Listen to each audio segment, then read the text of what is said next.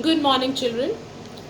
Children, let us today know about the economic causes and the social and religious causes of the revolt of 1857. In the class, children, I discussed about the political reasons, what were the political causes of the revolt. Now, today I am going to discuss first about the economic causes. Economics or economic causes, they relate to something which is related to finance, okay, something which is related to jobs, unemployment, okay, all the financial, that is called the economic aspect of life. Whichever aspect or whatever things are related to the finance, that is called the economic aspect. So today I am going to tell you about the economic causes of the revolt. First one was the land revenue system. Now, how was the land revenue system responsible for the revolt of 1857? Children, as we have learnt earlier in the previous classes, that the zamindari system used to be followed by the Britishers, and under this system, the peasants were oppressed by the zamindar and exploited by the moneylenders. The moneylenders used to exploit them by giving them higher amount at higher rate of interest. Okay, and at the same time, the poor peasants would be indebted um, to the zamindar or the money lender, okay, and at the end of the day he would have nothing for his family, nothing to feed his family. Okay, why? Because if the cultivators, they fail to pay the land revenue to the zamindar or return the loans to the money lender on time, they were often, if they were unable to pay, they were even beaten and tortured by the Britishers. Okay, so land revenue system was one of the economic reasons. Then insecurity of landlords. Landlords also suffered a great insecurity because thousands of jagirs were confiscated by the British governors. Now, confiscated means taken. Okay, that was, if in Hindi I say, if in Hindi we say jabt kar lena. Okay, so they were taken by the Britishers, the territories. Okay, then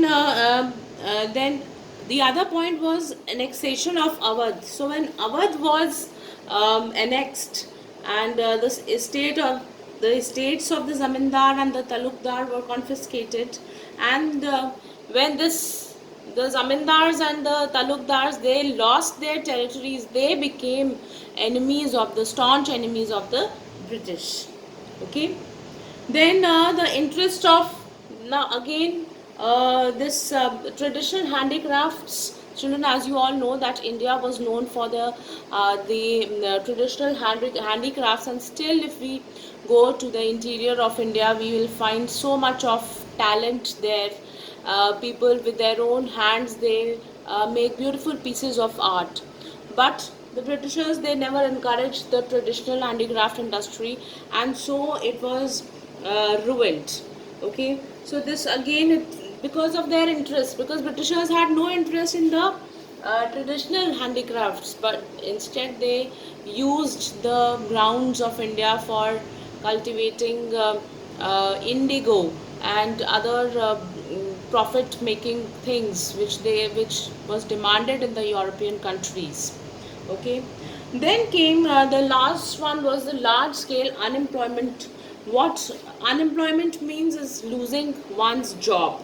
Okay, so when Awadh was annexed and the administration was replaced by the company, children, as such, hundreds of the court officials to their subordinates lost their means of livelihood.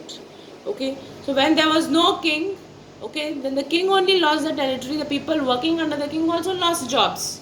Okay, and poets, musicians, and who all were the artists who were depending on the royal patronage.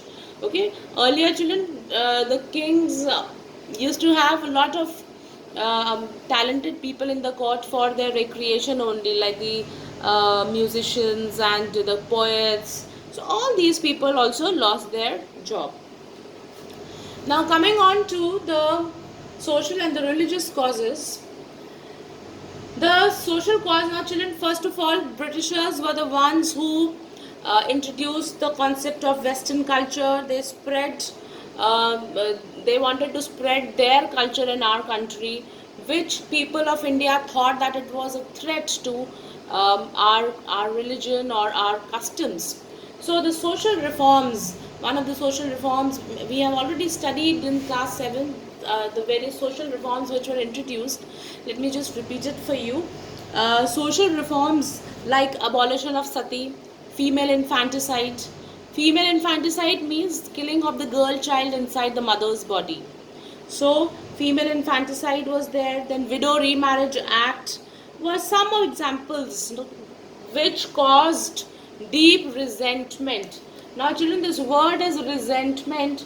Resentment means when people, they are not happy with what is being imposed on them. They don't agree with it. So they resented all the reforms that were introduced by the British. Why? Because Indian society was quite orthodox. Orthodox means believing in many superstitions, okay, and they interpreted that these reforms that British is introducing, it will destroy the sanctity of Indian religion, Indian customs, okay, the religion that the people are following. So they thought that the reforms that Britishers are introducing, it is going to pose a danger to the religion that people are following, and we will not have anything called Indian culture. Then children, the efforts of the missionaries to convert people to Christianity. Now also, now, there were missionaries who were sent to convert people to Christianity, to leave their religion and start practicing Christianity. Okay, and this was again not liked by some of the missionaries, also criticized what the Hindus and Muslims believed in. Now this really hurt the sentiments of the people. Okay, so when somebody is going to criticize what you are already following and which you have deep faith on, then obviously you are going to not take that. Okay. In our introduction of Western education, now Britishers, why they wanted to introduce Western education was because it was in their own interest. They wanted people to understand their language, because the main problem they were suffering with Indians was the communication problem. So they thought of solving this problem by introducing by introducing Western education, making Indians learn English so that it is easy for them to rule India. So introduction of Western education was again one reason of the revolt. Why? Because it was questioning, or it was undermining. Now earlier the learned people of Indian society were the Pandits, okay, or the Maulvis. Okay, so these Pandits and the Maulvis, the knowledge of these people was undermined with the introduction of Western education. People started following Western education and learning it, and there was no one who used to ask the learned people, that is the Pandits and the Maulvis. Okay, and there was this introduction of people of India. They were ignorant, they were not educated. So they thought that Britishers are introducing railways, and there was a telegraph system, the telegram system. So they thought, they were very narrow-minded, and they thought that this kind of change in our society is going to bring bad luck to us. Many of them thought that this telegram is a kind of a black magic, that the message comes from there and you send a message and somebody is replying from the other side. That the people thought that it is a kind of a black magic, which was again, children, because of lack of education of the Indians. Okay, so if you see, children, Britishers did a little good for our country also by introducing Western education, and for technology introduction of railways and post and telegraph was there. Okay, Then again, British judicial system introduced a principle of equality. According to British judicial system, all the people are equal. There is no discrimination. Okay. Now this system of equality, it harmed the caste system which was being followed by the Indians. Now Indians followed the caste system very religiously. They followed that, the uppermost is the Brahmins, and they should, and then is the Kshatriyas, and then the this uh, the Shudras. Okay, the lowest most. Okay, so this caste system was followed by the Indians, and they did not want to part with it. But the judicial system which Britishers followed was they gave equality to everyone. Then the last cause, the social religious causes, was the racial discrimination. Now racial means basis on the race, and discrimination means differentiating people. So Britishers, they used to differentiate Indians on the basis of color. There were so many places where they had put on boards and said that Indians and Britishers are not allowed, Indians and dogs are not allowed, or they used to call us black people, okay, based on the color. So this kind of racial discrimination was not taken by the people of India. So all these things gradually was fueling the feeling of getting against the British.